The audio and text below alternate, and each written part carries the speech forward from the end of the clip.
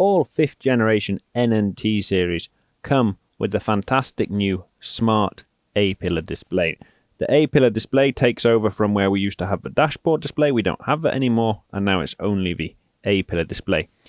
The Apillar display is divided up into 3 sections. So up here you have your speed and engine RPMs, outside temperature, time, etc., as well as fuel. And then these 2 sections have various information lights. So this one is mainly based into things like 4-wheel drive, indicators, for example. And then this one has more to do with warning lights, so things like your battery or oil pressure, etc. This section is the biggest, and it's made of a TFT display, and it's controlled by this controller down here on the steering column. With the controller, you have a wheel encoder, which you can scroll through the settings, and then you have an OK button and also a back button. And with them, you can navigate the whole screen. So to explain a little bit about the display, we have, first of all, if we go into the settings, you will be able to see that one of the main features is we can choose how many drive displays we have. So right now I have 2, and we can either have 1 or 0. So I'm going to choose 1 just to show you the difference. And as we go back, you will see we now have this section a little bit bigger, and this drive display here is down here.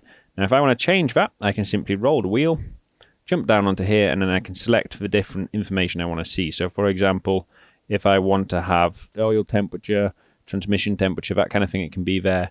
Or also, for example, I can have rear linkage information if that's what I want, or the PTO. And then, because we're now in an active, and this comes standard in an active and high-tech, as well as the Versa and Direct.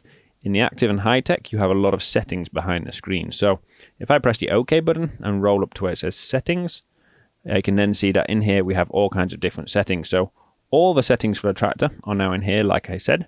So if we go into engine, for example, I can set my minimum and maximum RPM. And then a new feature for active tractors is that you can change the engine brake intensity. So I can change it, for example, to number 4. So when I come off the gas pedal and I'm in automatic, it will slow down the tractor faster by downshifting more aggressively through the gears. And it's the same thing, for example, if we go into transmission. We now have all the automatic settings for the transmission in here, and things like brake to neutral. And then we also have the B to C and C to D shifting automatics. And we have a great new feature in here, which is lever range change. So that means I can go up through the ranges just by pushing the lever forward when I'm driving in manual. And then in active tractors fitted with radar, you can also find from this menu our revolutionary automatic slip regulator, or ASR. And you can now adjust that through this menu, and that means that you can control your wheel slip with purely using the transmission and the engine speed when driving in automatic. And then one more thing I'd like to show you is that in the hydraulics, we can now adjust the front hydraulic valves in, for example, this active or in a high-tech through the Apillar display. So if I go into this second on the front, I can now change, for example, is it locked or is it a priority valve? I can also change the flow, and that's very simple. You just press OK. I'll roll the roller back and choose the percentage you want. And you can also choose whether you want it to be a timed valve or, for example, continuous flow. So I can just press that one there and have it as continuous flow. And then the same on the minus side as well. You can also have float in there. And that really is how simple the smart Apillar display is.